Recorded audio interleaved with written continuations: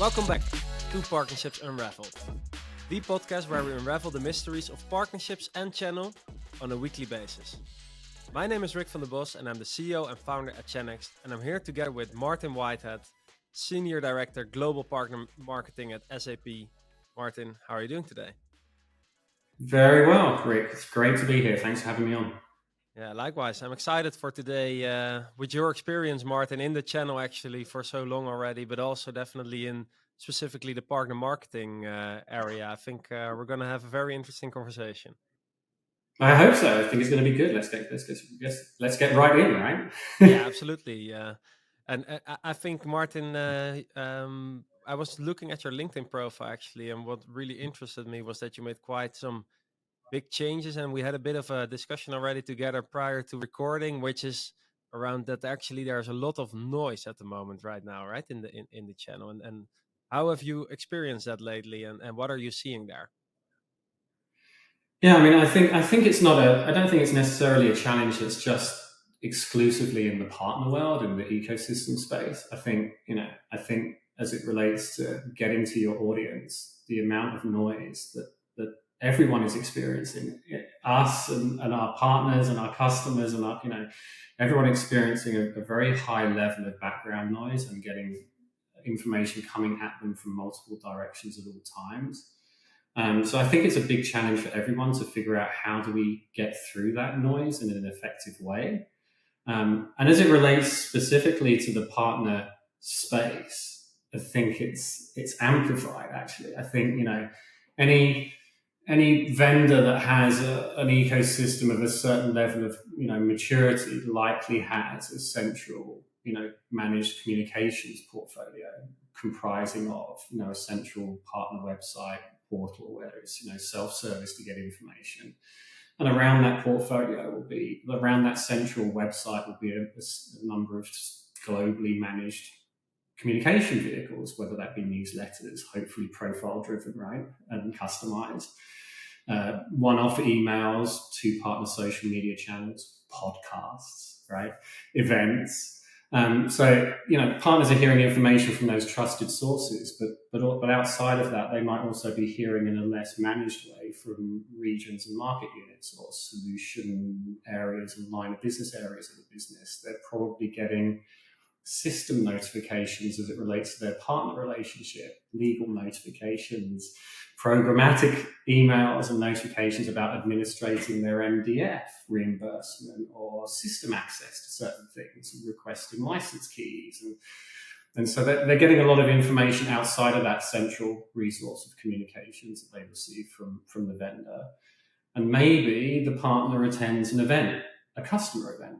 And so then they're on maybe a different list of resources that they're getting communicated at through. And maybe the partner is a customer of the vendor as well. So they have a multi-layered relationship with the vendor as a partner, maybe multiple types of partner. They might be building or selling, or building and selling and implementing.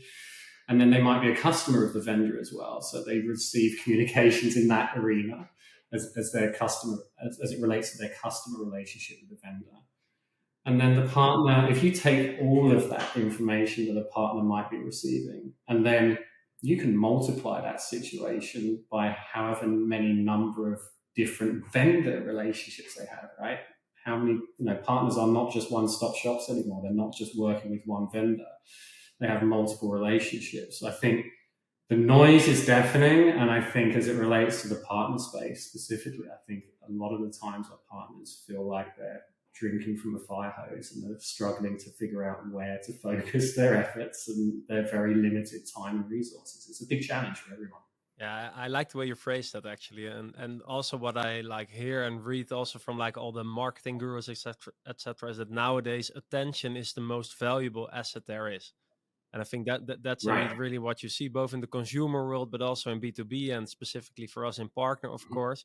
There is so much more like content being pushed out like all the time, and everyone is creating it, and partners as well specifically then, but also as consumers, we see more and more content. And that's really the big question, right? Like, how do we stand out from the crowd and make sure that our message is resonating, but also actually received by our partners? I think that's something Right. very interesting. There's one thing you touched upon which I find very interesting actually, which is also indeed like that is not just the global brand communicating to the partner or you as the global team, but you also have the regions, different lines of business. How do you make sure you find the right balance there? But also, is there a way you track that, for example, that you make sure that it's actually orchestrated in such a manner?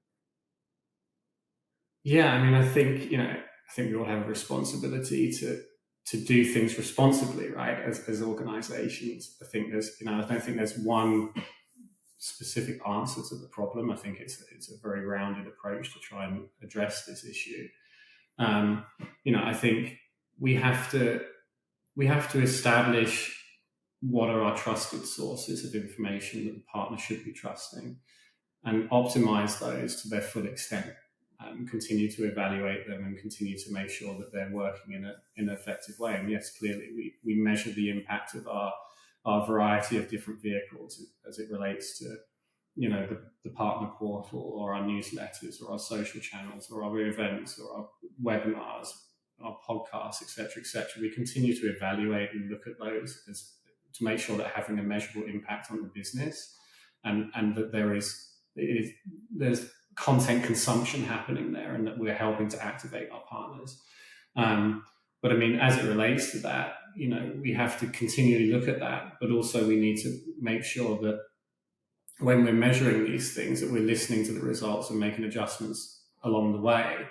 And importantly, we don't want to get, some things will always perform better than others, and that's okay. Some mechanisms just simply work better and perform better than others. And, I think we have to make sure that we're turning up in the places and the ways that partners are consuming content. And if that means having a very omni-channel approach to it, and knowing that some things will work better than others, and the things that work really well, how do we use those selectively so that we don't, sort of oversaturate those or over sort of emphasize those at the expense of everything else. So it's a very much a rounded approach. And we continue to talk and listen to our partners in terms of what we're doing and how we can make improvements. Yeah, I think that omni-channel as a piece specifically is very crucial there because Mm-hmm. indeed that's what you see. Certain channels can get saturated, and that's why it works so good to have like that multi-channel or omni-channel approach to your partners because you trigger them in different types of areas with the right communication at that at that time. And I think that indeed is the only way. And I like how he phrased it, like find out where your partners are, get what their trusted sources are to get their information. That's where you want to continuously bring your message as well, and then in different areas, so every time you stay top of mind with the partners there. I was just thinking while you were saying that, like, are there certain metrics that you are tracking, for example, or things that are extra important when you are tracking the consumption of your content or the messaging to the partners? Yeah, I mean, we obviously have pretty deep measurements as it relates to usage of our various vehicles, whether it be newsletters and click-throughs, etc., whether it be content that resides on the portal, where we're typically driving people to get the information. The performance, and it's also important to say, the performance of some of those vehicles and some of the assets that reside in them will also vary by partner type. There is as it relates to how we are engaging with some of our larger strategic partners in a more white glove, high touch approach is different than how we might be engaging and what we would do with a larger volume of partners that are maybe experiencing more of a self-service sort of give and get situation in terms of getting the information that they need. So, I mean, there are definitely differences within the segments of our audiences in terms of what we're doing with them and what works best and what we're able to do at scale with those different relationships. But yeah, I mean, we continue to look at obviously the performance of our different campaigns that we might be rolling out, our different communications that we might be rolling out, and what is working with the partners in terms of asset consumption and types of consumption. I think we're seeing a lot, like everyone is nowadays, is time is everything. Time is of the essence, and so netting things down and condensing things for our audience in a consumable way is critical. and also having real discipline in the business in terms of identifying what's working and doubling down on those things in terms of maybe assets. This set of assets works really well, then don't go outside and beyond that necessarily. You don't want to have, a situation where you have a sales guide and then you have a guide for sales. Same thing called something different, shared content, be very explicit with what you're delivering and have efficiency and discipline in that, definitely. Yeah, absolutely. What we at Chenix always love to talk about with interactions with our customers or partners is moments that matter. And that's something I really like to think about within your partner communication as well. Like with everything you send to the partners, is it a moment that matter? Are you providing value? Is it an important thing for the partner? And indeed, with every type of partner communication going out, what's in it for the partner? That can really help as well Right. there.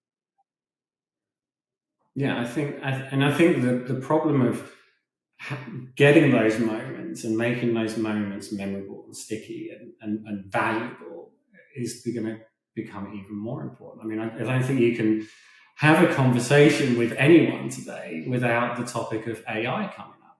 And as you look at it as it relates to this situation in terms of information delivery, information overload, and those kinds of things, I think AI is going to be a huge generational change, and it's still very much in its infancy. But I think we're already starting to see the impact. I think in the early phases, AI is going to give people efficiencies and a level of automation that will increase that volume of content. That ability to create content becomes quicker and easier, right, for everyone. And so that noise volume is instantly getting dialed up from 10 to 12. And then in the second phase, hopefully, as the AI people figure out how to embrace it in a more less of a content volume creation standpoint, but I think the second phase will be that personalization, that automation of personalization and making things even more relevant using AI. That will be, I think, the second phase. It will maybe, help alleviate some of that content volume issue. And I think those that are successful in adopting AI to do that for them will be more adept at rising above the noise that is generally out there. Yeah, 100%. I think you're spot on with your analysis there. Indeed, that I expect exactly the same. That at first we really see a bump in more and more content, so it's even going to be hard, and you really need to prepare for that as a partner marketer, because there will be more noise. But then once we get grip on it and also find out how can we actually leverage generative AI to make our content even more localized, even more verticalized, etc., even more segmented on our partners, that's where we can make it even more relevant as well. And that's when you'll see the attention of the partners increasing again. Yeah, I agree. And I think, there is always a pressure to keep moving forward, right? And as they should be. Keep moving forward, keep growing, more successful, more of everything. And I think there's actually like a nuance within that. There's, moving forward isn't always moving on to the next thing. I think, if the business has patience and discipline to sort of evaluate and really scrutinize what you're doing today and optimize those things to their full extent, there's a huge amount of value in that. What's working, what's not working, and double down and see if you can extract maximum returns from those existing tactics that you have today. I'll give you an example, and this is not my example. I heard of this thing probably a year ago, and that proves how sticky it was for me. But there was a CMO in a company called Myteg, which is a digital identity solutions company. And they looked at something in terms of like not moving on, but looking at what you're doing and scrutinizing it and seeing what maximum value you can extract from this one thing. They were looking at personas, and companies have personas as a way to target, identify who their targets are, create their optimal journeys and optimal content for those personas. Well, this particular company, the CMO in this company, they had a persona for their business.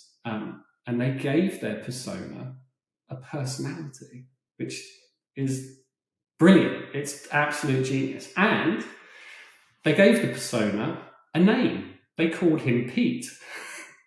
And then they gave the persona an acronym. And it was WWPD. What would Pete do? And so what they did with this thing is they took personas and they just looked at this one thing and said, this is valuable to us, but we're really extracting the maximum returns we I can love from that. this persona sort of tactic and initiative. So gave him a personality and a name and an acronym. What would Pete do? So now everyone in the, and they proliferate it through the business, and everyone in the business, from the front to the back office, from HR to payroll to marketing to sales to pre-sales to development, are all thinking, what would Pete do? And that's a very powerful thing. All of a sudden, that persona is working for the business at all levels and allowing and empowering all of the employees across the organization to question, what would Pete do? And what am I doing to help Pete? And that's massive. I mean, it's huge. And I think it's honestly, it's genius. And I think there is a lot to be said about that, is looking at something and really scrutinizing it, and that not always moving forward is moving on. We have to look at our individual things that we're doing and make sure that we are extracting the maximum value. If we continue to move on, I think there's a situation whereby, if we're constantly moving on to the next thing, and there isn't the longevity and we're not optimizing, then the things that we're trying to get into our audiences tend to sort of hit the ice and skid off, as opposed to hit the ice, melt, and kind of seep in, which is what we want. So yeah, I mean, that's, again, it's just an example that I heard of, and I thought it was truly brilliant. But I think there is a lot of value in terms of, moving forward isn't always moving on. It's looking at what we're doing today and really trying to wring every ounce of value out of those individual things before we add and move on. Yeah. First of all, I love the persona example. Indeed, It's I brilliant. already, when I think of that, also in terms of, let's say, translating that to your partner organization. Maybe for our listeners, your influence is only in the partner organization. Such a good Yeah, mindset to have. What would Pete do, or what would partner do? Like, give it a nice right. name, indeed, and what would he or she find about it, etc. And I think that's indeed a brilliant way of really, within everything you create, whether it's within your program, whether it's communication, marketing campaigns, etc., all the time think about that perspective, and that it will really drive your whole organization towards driving value for the partner in such a case. Yeah, absolutely. I mean, and the team that I'm in now at SAP, we're responsible, for the communications to our partners, enabling them and activating them on monetizing IP, creating demand, accelerating their business, driving cloud revenue. We're responsible for communication to and activating those partners. And in SAP, there's 25,000 of them. I mean, it's a huge partner ecosystem. But we're also responsible for advocating and amplifying the importance of partners inside and outside of SAP. And Yeah, arguably, you could say that advocating internally is equally as important, because the proximity of partner and vendor, and in terms of their alignment and strategic alignment and their collaboration together, the closer the vendor and partner are aligned, so it's going to benefit both parties and ultimately to the benefit of the customer at the end of the day. So I think, yeah, I mean, that persona example is interesting because it just rallies the entire organization around this one objective, and it puts the customer at the center of everything that you do, whether that be yourselves or with partners or partners with you, and that kind of thing. So yeah, very interesting. yeah, it makes it very visual and alive. Indeed, I think if you position it like that. And I think the other thing you touched upon was also interesting, and that's also a discussion I have with a lot of positive discussion, I would say, with a lot of channel marketers and partner marketers, which is around indeed making sure you continue and optimizing the things you're already doing. I think what's in our minds a lot is that, oh, we've sent this already to a partner sometimes, so we can't use it again, or the partner knows it already. Yeah. But I think, going back to your point around the noise, we can promise to the listeners, I think the power really is in the repetition, and don't shy away of refurbishing and utilizing content again, because probably your partner has received 20 other different types of communication that day, Mm-hmm. and it's going back and forth. So I really like that point as well, because that's very true. It's like both keep focusing on what's working and optimizing it, but therefore also don't, yeah, throw away, so to say, your old communication or marketing too soon, because probably it's still super useful to make sure to keep that top of mind with your partners. Yeah, patience against the backdrop of business, which by nature is very impatient, is a real skill. Having that patience and discipline on topics, I think it's very easy on the vendor side to have impatience. We've talked about that topic for quite a significant amount of time now. Everyone knows about it. People are tired of hearing about it. I think it's a trap. We can't assume that they've even heard about it once yet, and yet we're exhausted by it. So there is definitely value to be had in being patient and being selective with what you're communicating, and potentially, identifying and being very selective and identifying those maybe 3 to 5 things that are really going to move the needle for the partners, that are really going to move the needle for their customers, and doubling down on those for the long haul, consistently, and like you say, repeatedly. There's a lot of value to be had in that as it relates to getting through the noise and getting traction. Yeah, absolutely.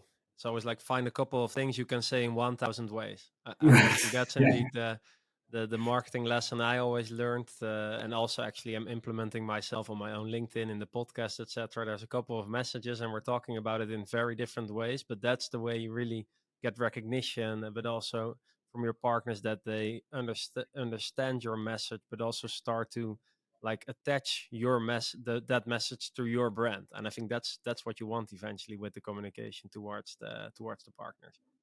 yeah. I think you need to establish that sort of thread that's through everything. We were talking about noise, and there's a lot of noise, but you also need to have that sort of background noise that's always there. It's very comforting, but it gives that baseline so that when a partner is coming to the table to you know to maybe take advantage of a benefit that you're pushing to them, or an opportunity that you're presenting to them.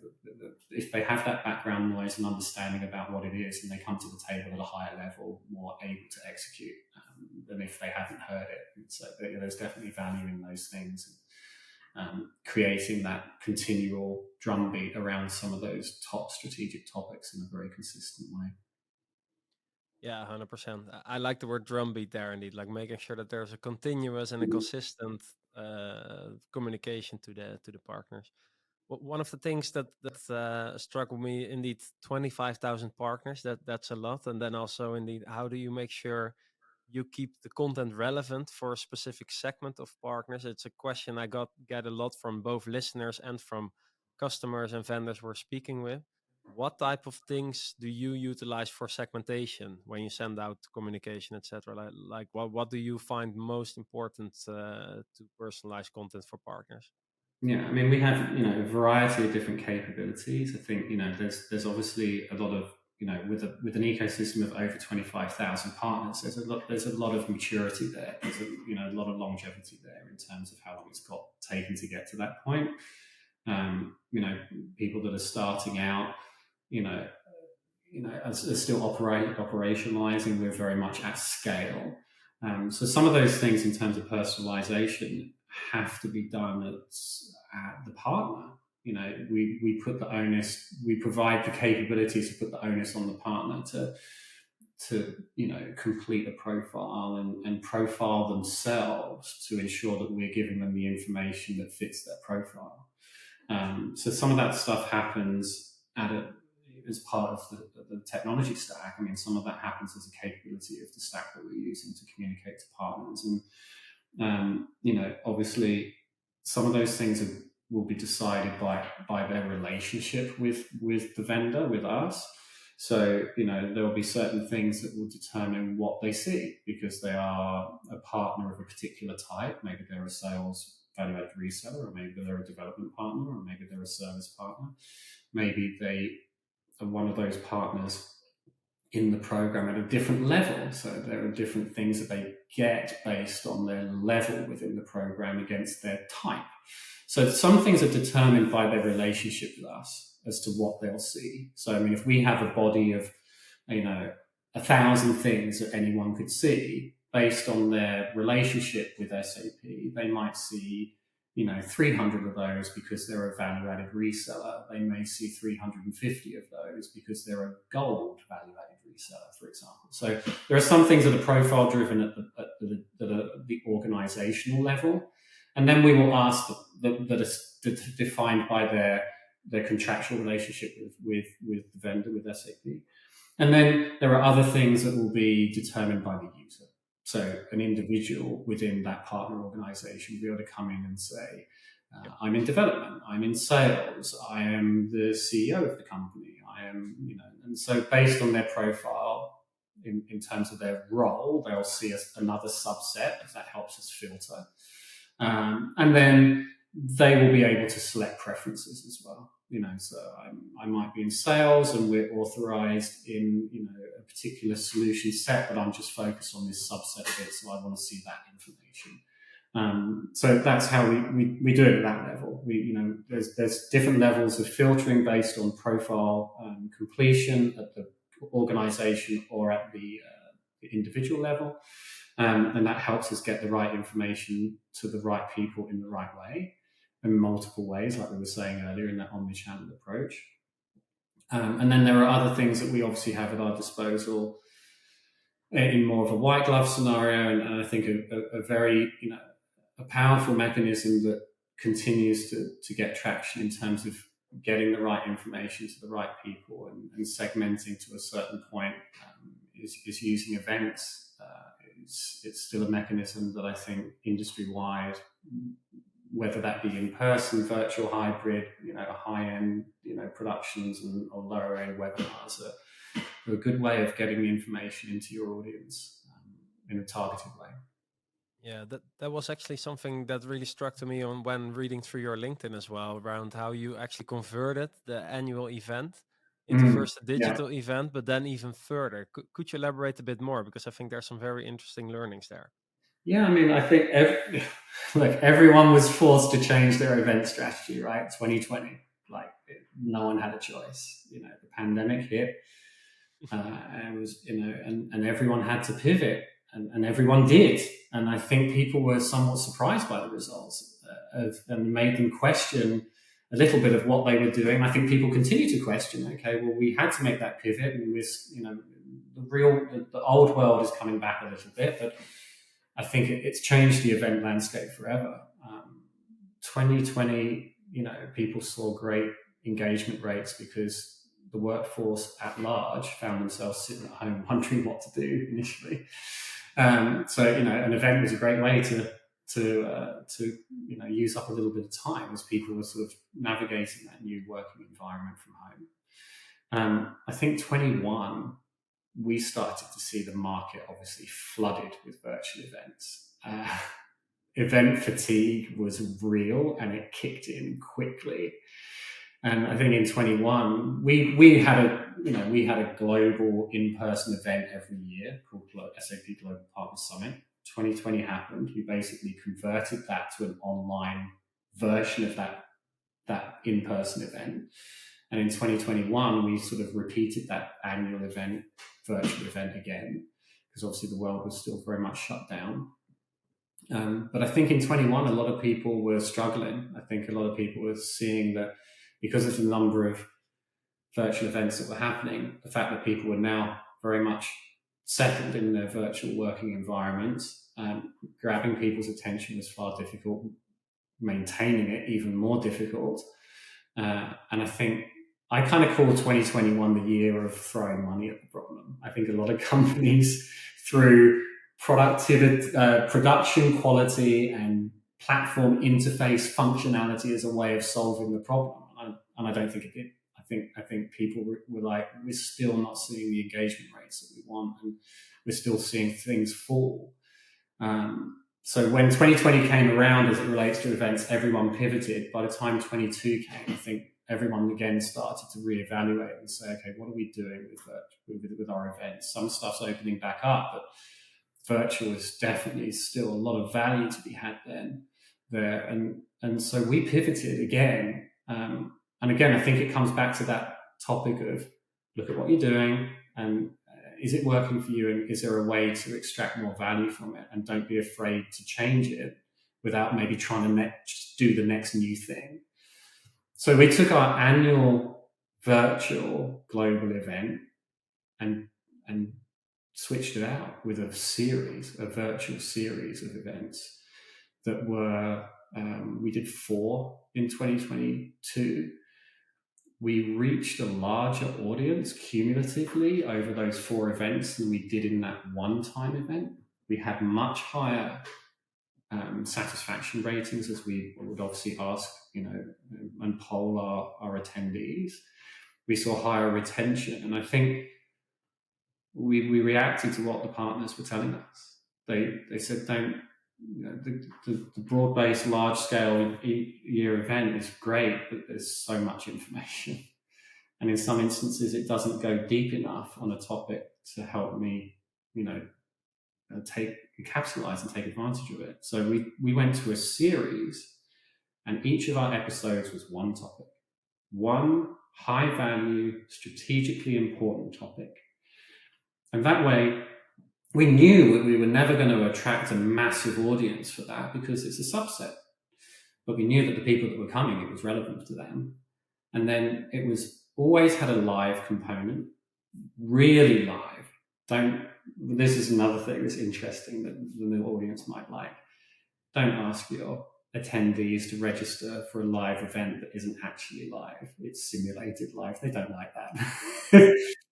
It's a funny thing. It's a nuance because we tend to do it selfishly from a marketing standpoint to get a mass of people there on a given time and day. But if it's not live, they don't really like doing that, and it's a little bit insensitive to their time and resources. But this series, single topic, live component, but married with a set of curated resources that would help the partner, assets, tools, steps that they could take, training, whatever it might have been. Here's the opportunity. We tell you about it in approximately an hour live, and here is a set of resources to immediately help you capitalize and take advantage of it. That's worked very well, and it just keeps it very focused for the audience. And we've seen great success there, and that now continues, and now the in-person stuff's starting to come into it. So it's very much a hybrid model, but we continue to look at that, and we continue to scrutinize it as well. The nice thing of a series, an ongoing series, is you can continue to scrutinize. You can continue to ask, is this good? Is it bad? Let's look at it again. Let's try something new. Let's try something different. Let's adjust it here. And so there's a good way to sort of optimize and measure along the way. Yeah, I think indeed that's where there's massive possibility within doing series. Indeed, is continuous optimization instead of when you host a completely new event, you're doing a lot of things like completely different as well. So I really like that. Looking at those series, how did you determine what kind of teams and like what were the teams geared around a specific solution set of SAP, or like how were they categorized when we think a bit in terms of partner segmentation as well? So we would choose the topics that we felt, and that the partners maybe were telling us as well through various channels, whether that be the way that we survey partners consistently, and the way that we get interaction with partners on a one-to-one basis, maybe through their account managers and stuff. But there's most certainly signals in the business that help us identify that what we believed were the topics that were going to be of most importance, and most they're going to move the needle for the partner. Where, again, it comes back to that question that the partners continually ask is, where do I focus my limited resources? Where am I going to get the biggest bang for my buck? And so we would identify those topics, and they ranged from anything from a very solution specific topic that might be around something like literally an episode that's about a solution and the opportunity it represents, and how partners could, sell, build, service, develop on top of that solution, and build opportunity for themselves and their customers. Or it could be more broader based around a sort of a topic area, like, driving demand or building pipeline, qualifying and creating pipeline of qualified leads and that kind of stuff. So marketing topics. Or it could be programmatic stuff around new features of the program that helps them differentiate themselves within the market. So it could be, the topics were pretty broad reaching, but they could be very specific as it relates to a solution. And in terms of the segmentation as to who would attend, it just varied by the topic. So some were more broad based. The hotter topics would, there was maybe more noise happening around it. Like, if we did one on AI now, we would get great traction because it's just a hot topic. And so the partners want to know, okay, so what's, I want to learn more about what SAP strategy is as it relates to AI, and what's my opportunity within that strategy. It's clear that that's a big topic, and that's probably one that will hit the series at some point very soon. But yeah, so who attends depends really on the topic. But like I say, I think we definitely reached a different type of audience with a lot of the episodes that maybe we didn't always reach. So it's an interesting model. We continue to refine it as well. Yeah, I really like to hear it, and it's also one of the first times I'm hearing it in this form actually, and I think that's where the strength is. You go from a very big, let's say, a bit of a one size fits all event to maybe way smaller events with a smaller audience, but then way more engaged, way more satisfied, and therefore also more likability of them coming back to other events. And I think that's exactly the loop you want to get into. Yeah, you want to get to the point where they want to attend, right? They're looking for the next episode, and you'll have your sort of hardcore fans, I think, in your partner ecosystem. I think everyone experiences that, right? There's a core of a partner ecosystem that is highly engaged, that are probably delivering a significant percentage of the value to the business and to your customers. But if you're able to pick up some of the other stragglers as well along the way, that's kind of the situation you want to get into. I'll give you one example of how we continue to adapt to it as well. Is because we would have a planning meeting. We're going to do a new episode. Okay, so it's this topic. Okay, so the live component's an hour. Okay, wait, is it? Like we started to question. We were like, is it an hour? Do we need to do it for an hour? If we do, and we can justify an hour, and we really need that hour to deliver our message live with speakers and maybe a panel and maybe the partner that's giving an example or whatever it might be, let's use the full hour. Absolutely. Definitely no more than an hour. But we started to condense even further. We were like, can we get our message across in half an hour? No one's going to be angry with us if we do. The audience is, and I think it comes down to that thing again of like being very empathetic to your audience, being very sympathetic to the limited time and resources that your partners have. And if you can optimize for them on your side, everyone reaps the rewards of that. And so, we definitely have continued to look at that, and we will, I think it's very easy to get into a habit and say, well, it's a given that this event is a series and this event has a live component, and the live component is always an hour. And I think, again, it comes back to really scrutinizing what you're doing and seeing where you can make it better for your audience. And I think when you make it better for the audience and you have empathy for your audience, you will see all of your metrics go up, and everyone is a little bit happier and a little bit more activated. I love that. I think that's a beautiful conclusion to this episode, Martin. I learned a lot myself personally around partner marketing events and partner segmentation as well. Thank you so much for sharing. If one of our listeners would like to learn more about you or about the company, where could they best find you? You can definitely find me on LinkedIn. So yeah, find me over there. I'm always happy to chat. Awesome. Thanks so much, Martin. Look forward to our next conversation. Excellent. Thanks so much, Rick.